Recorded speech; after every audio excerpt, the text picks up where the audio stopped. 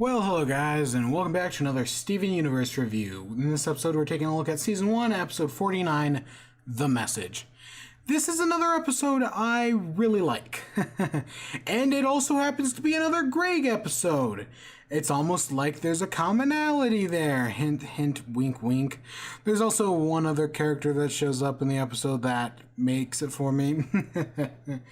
But it starts off with Greg, right? He's making new songs because after what happened in Mirror and Ocean Gym, he's got inspired to make new songs. And like he said in the episode with the giant pillar of water, how that'd make a cool album art, he actually made some album art, Water Witch. You know, yeah, that looks pretty cool. But him and Steven making new music, right? It's a really awkward joke about how he plugs the audio cable into the TV. I get it's foreshadowing, but if I had one problem with the other episode, it's that. Because that's not subtle at all.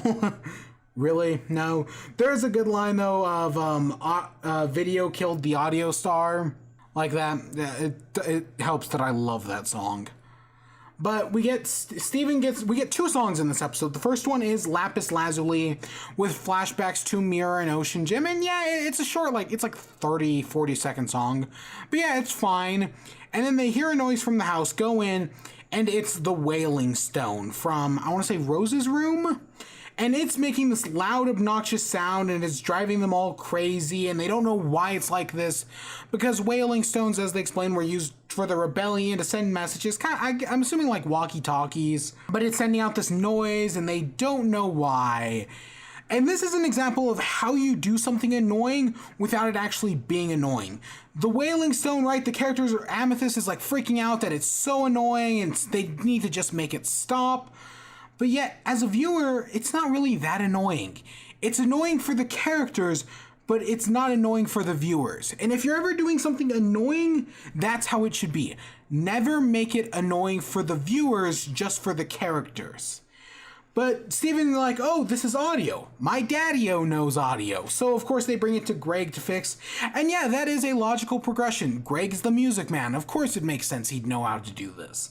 So he takes this giant thing, it's clearly a microphone of some sort, plugs it into the Wailing Stone, and he's trying to use a soundboard to figure out it sounds like music, but it's not really working. And yeah, at first they assume, oh, it's not gonna work because it's Earth technology and Gym technology, they don't clash. And yeah, I totally do see where Pearl's coming from. It is a logical step. It also explains later, yeah, the Gyms don't believe in Greg in the first place. Why would he be able to help? Which, sometimes you gotta feel bad for Greg. But we get the Wailing Stone song, and it's also really short, it uses the same beat. Yeah, it's a simple song, but it also works. It's not as memorable as the Lapis Lazuli song, but I'm not gonna complain. But Steven's like, okay, we're clearly missing something here. We must be doing something wrong. So he's like, since video and audio is the same component cable, what if the signal's not audio, but video? Again, it was not very subtly foreshadowed at all, but I like the idea. So Greg comes in and it's like, oh, you guys always give up on me. Just give me another chance. I know I can do this.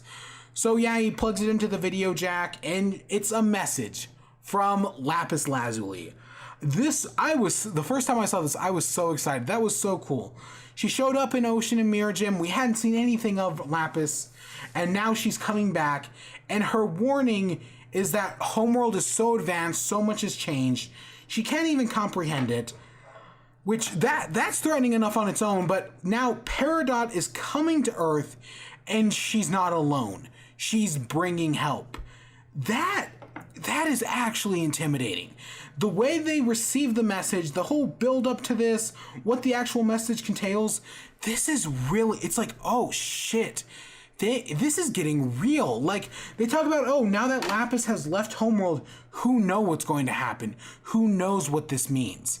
Now, this is like, oh, shit's going to hit the fan. That's great. And then, of course, all the gyms are freaking out. Oh, what does this mean, right? They're expressing all the same concerns we as the audience are. And then Garnet's like, no, we got the message. We can't panic, right? We got the message. She thanks Greg. And yeah, they're all worried, but Garnet's the leader. She has to keep her cool. Yeah, end off with a joke. I don't agree that you should always end off with a joke. I know some people see it that way, but Steven ends up with the joke, my mind is the internet. I know every continuity error ever made on television. Okay, that's funny. It's I mean, they kind of foreshadowed it, but it's basically out of nowhere. It's just to end off a joke in this really tense moment.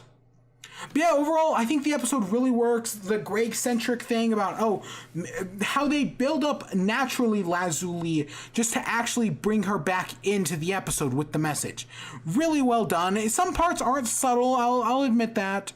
But I think overall the episode really works, and it really does give the sense of dread that, oh shit, something is coming. And it's only 2 more episodes until we find out what that is.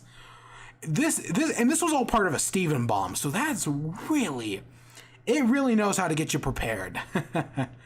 But I hope you all enjoyed. Stay tuned for more. Until next time, peace.